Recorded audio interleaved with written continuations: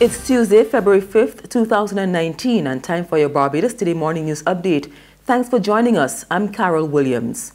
The merger of the Barbados Tourism Product Authority and the Barbados Tourism Marketing Incorporated has been put on hold. The changeover, which would have led to redundancies, was due to take effect yesterday. However, the workers were informed last Friday of the suspension pending the outcome of discussions with their bargaining agent, the Barbados Workers Union, which has objected to the way the process was being carried out. The functions of the authority were to be transferred to the BTMI, creating a single entity for the marketing and development of tourism. The transition and reorganization process was also expected to result in an undisclosed number of employees from both entities being sent home.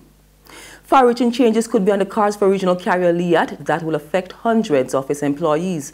Minister of Tourism Kerry Simmons says shareholder governments, of which Barbados is one of the majority, are looking at the implementation of a performance index to help determine promotion and pay increases. He tells Barbados Today they're also considering a new funding model. And that is across the board in LIAT.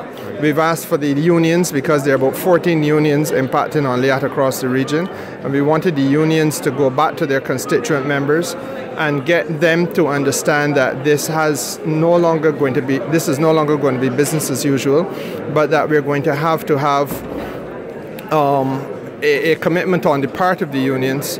First of all, to look at salary structures. Secondly, to look at the performance indexing criteria, and also, of course, to be able to look at the general operational structure of LIAT, the way in which we roster and operate as pilots, air stewardesses, etc., the maintenance and repair operations. All of those things are strongly controlled by the unions, but we need to have those operations brought into the 21st century.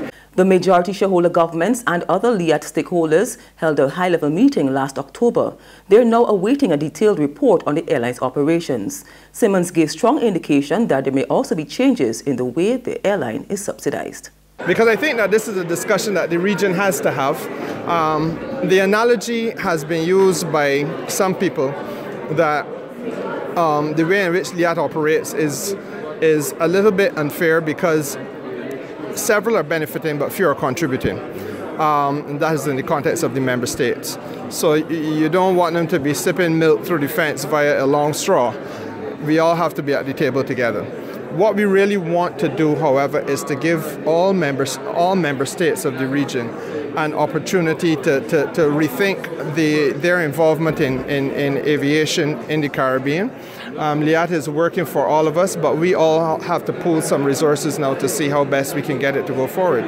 Obviously, as the principal shareholder, given the reality of Barbados' economic situation, we cannot continue to function in the way in which we did, let us say, 20 years ago or 10 years ago. So we've got to rethink the thing, and we're trying to do it by taking the rest of the region along with us. I think in principle, all of the shareholder governments are in agreement. Canada's High Commissioner to Barbados, Mary Legault, wants the country to follow Antigua and Barbuda in establishing a sexual offences court.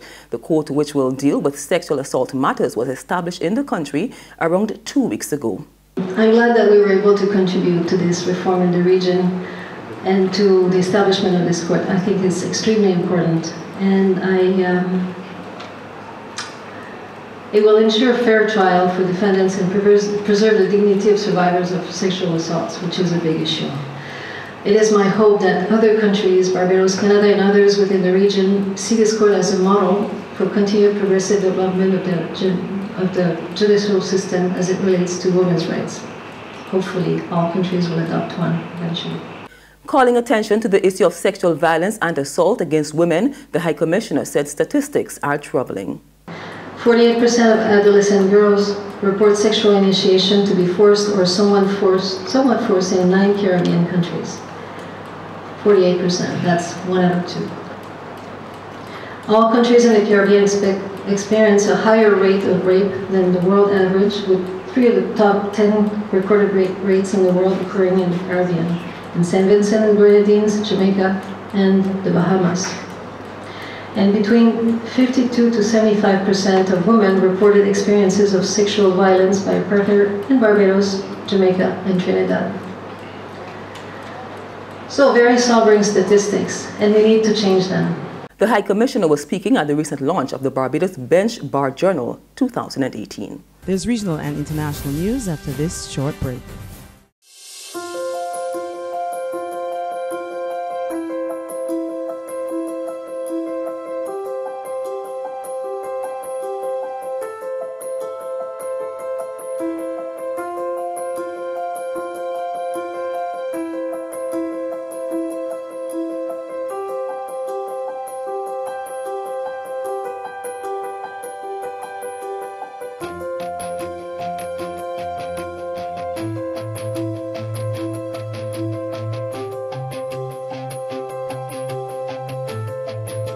Barbados Today, news you can trust. In news from our regional neighbors now, an opposition member of parliament in Trinidad and Tobago has filed an injunction in an attempt to block his appearance before Parliament's Privileges Committee. Dr. Rudal Munilal is claiming the committee is biased against him and improperly constituted. CSC3's Melissa Williams-Sobrano has more. When Dr. Rudal Munilal and his team go to court on Tuesday, they will argue that he is being unfairly treated and the odds are against him. Dr. Munilal was referred to Parliament's Privileges Committee last year after 2 complaints were made against him. He alluded that the Prime Minister was involved in a financial transaction in Florida linked to the ANV oil and gas scandal. He also made what some described as threatening statements towards Fitzgerald Hines. Speaker Bridget Anisette George felt the claims were worthy of further investigation. However, in his challenge, Dr. Munilal's attorneys say the Committee of Privileges is not properly constituted and, quote, is infected by bias. Dr. Munilal has been challenging the composition of the committee, saying MPs Fitzgerald Hines and Camille Robinson-Regis ought to be recused from both matters. Last year, after a legal letter by the Oropouche East MP, Hines and Robinson-Regis stepped aside in one matter but remain on the committee dealing with the Rowley claims. According to Munilal's attorneys Anand Ram Logan and Gerald Ramdeen, it is fundamentally unfair and constitutionally improper for the MP for Laventille West to sit in judgment of Dr. Munilal. Internationally, the government of the Democratic Republic of Congo has defended 2 decrees that grant ministers lifetime salaries and other benefits. In a statement released yesterday, government said the payments are not aimed at enriching the officials and seeks to provide the minimum to satisfy their basic needs. Media reports say the first decree grants former prime ministers monthly salaries equal to 30% of the current prime ministers, 1 business class flight per year, and monthly housing stipend of $5,000. The second decree grants former ministers salaries equal to 30% of the current ministers and $1,000 monthly towards accommodation. They will also receive 1 business class flight a year. Most of the country's population lives in poverty. And that's news, but for the very latest, visit our website at www.barbadostoday.bb. You can also subscribe to our e-paper email updates or like us on Facebook and sign up for our breaking news alerts via WhatsApp. We're also on Izumi Media in bus terminals, as well as screenplay at supermarkets and gas stations near you.